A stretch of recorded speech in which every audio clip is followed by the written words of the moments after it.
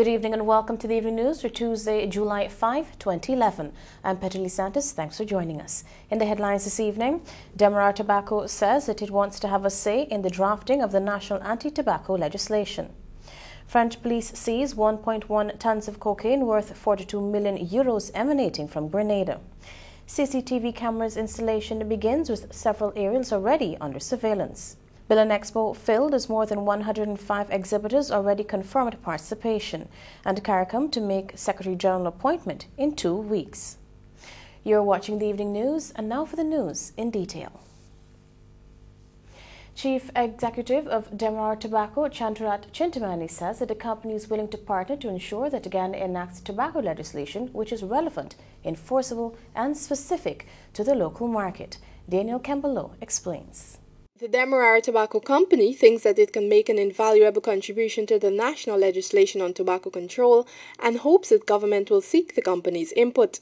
During an interview with the Evening News, Chief Executive of Demerara Tobacco, Chanturat Chintamani, said that the Ministry of Health should recognize the company's contribution to the anti-smoking fight. Our target consumers are adult smokers who have already made the choice to smoke.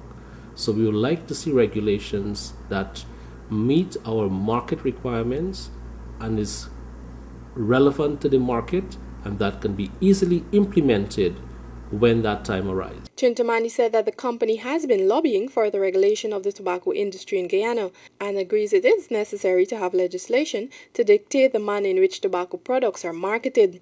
Chintamani disclosed that he was surprised that Demerara Tobacco was not included in consultations of the draft legislation, but is certain that the Health Ministry will eventually give ear to the company's views. But we are absolutely sure, as the time progresses, the Minister and his relevant technical team will support us in having our views heard as it relates to the regulation.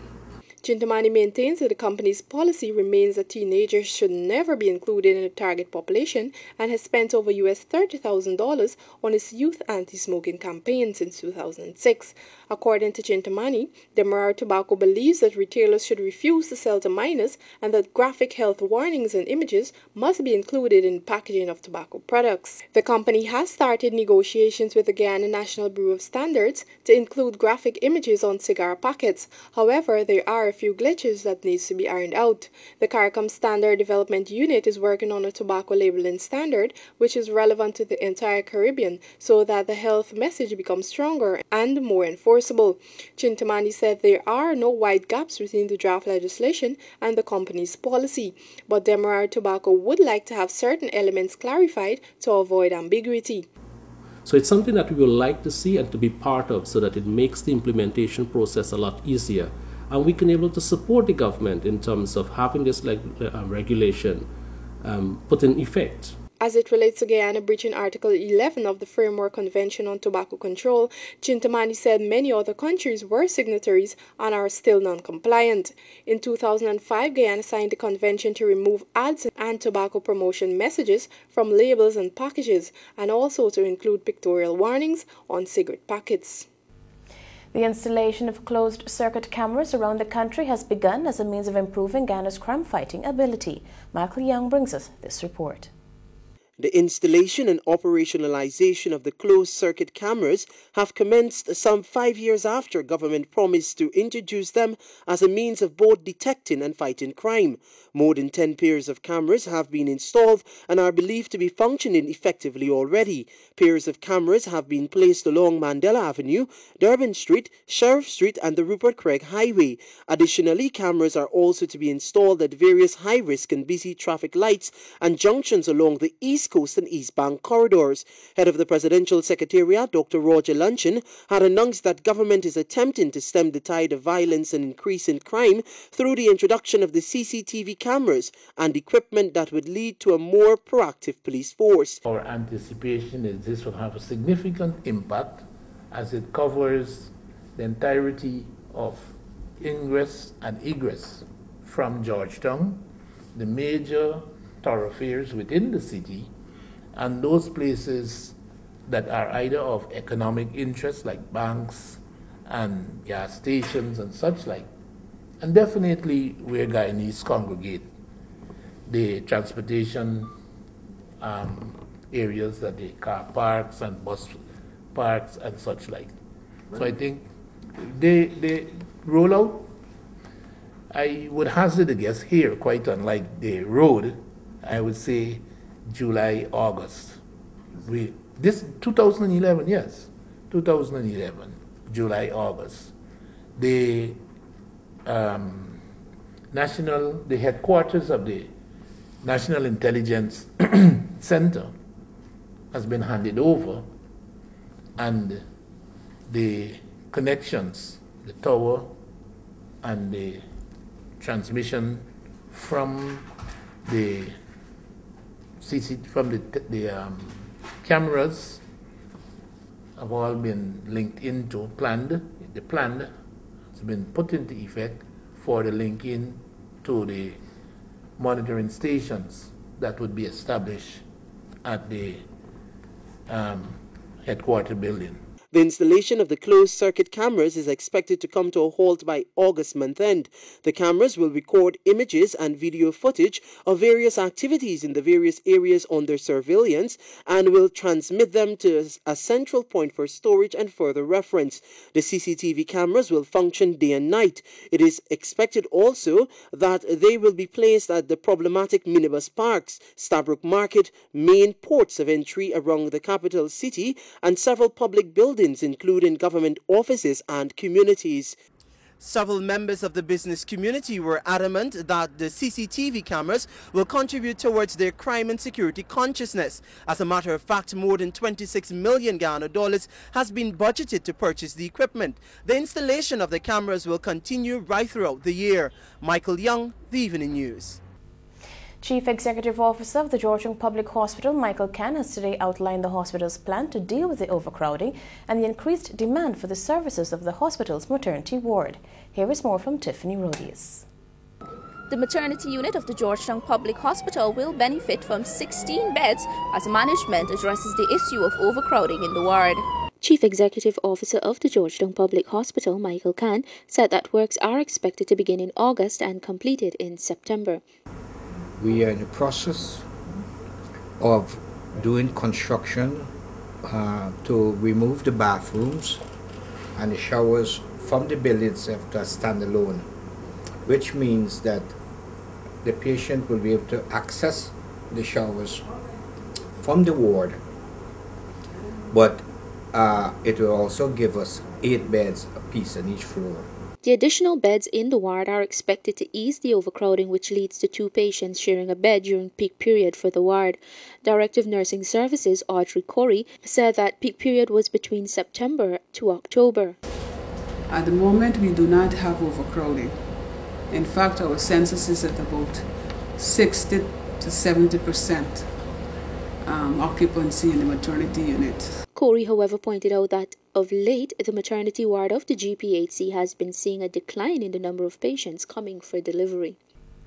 More than 105 local, regional and international exhibitors are expected to be part of a much-anticipated Building Expo 2011 as plans for the annual event are on stream. Here is more from Michael Young. Building Expo is slated for July 29 to 31.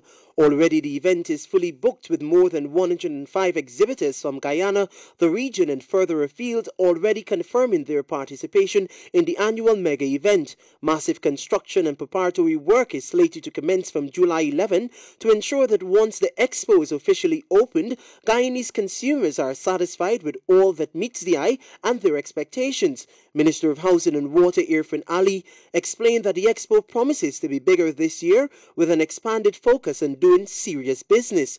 He said the expo will seek to further strengthen the ties between the consuming public and the construction businesses so that more development could be had. First of all, the consumer would have greater opportunities in accessing information, accessing pricing, doing comparative analysis of varied products. A lot of new products would have entered the market over the last year.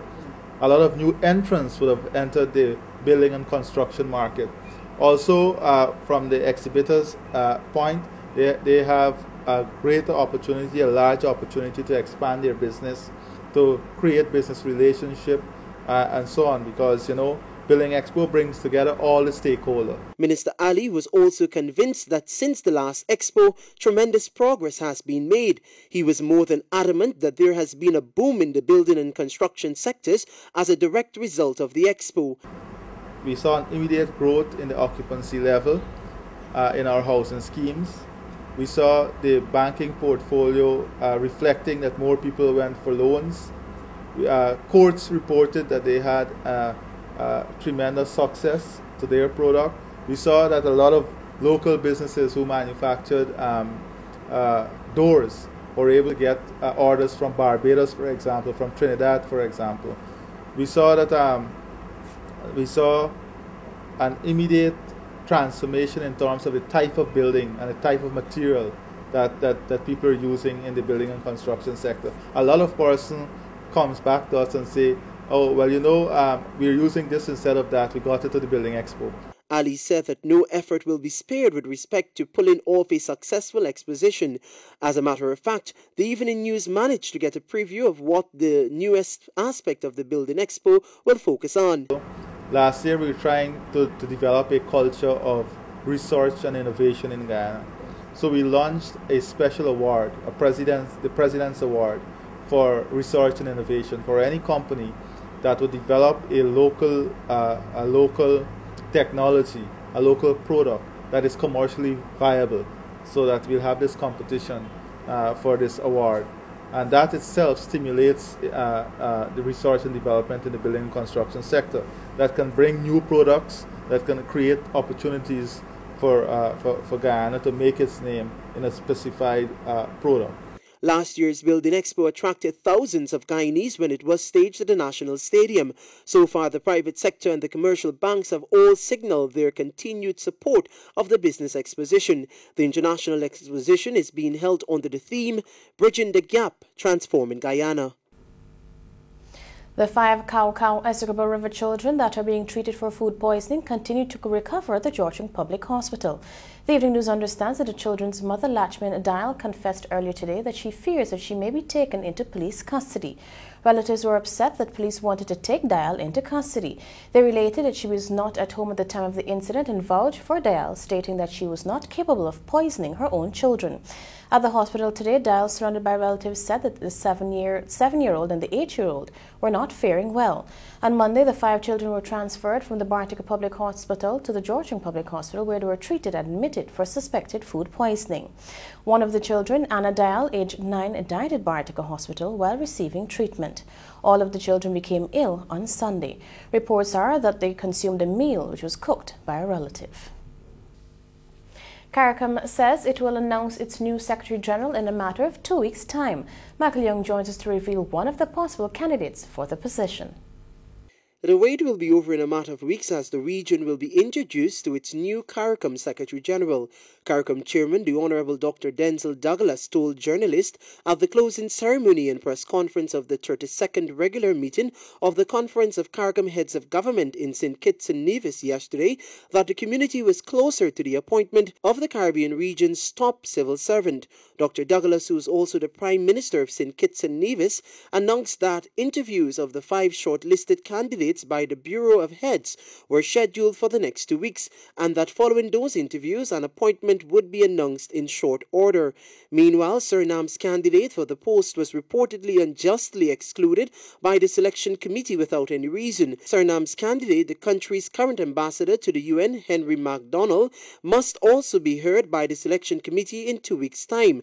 After this, a jury consisting of 5 CARICOM heads of government, including President Dese Bouterse, will interview the 5 candidates and make a choice.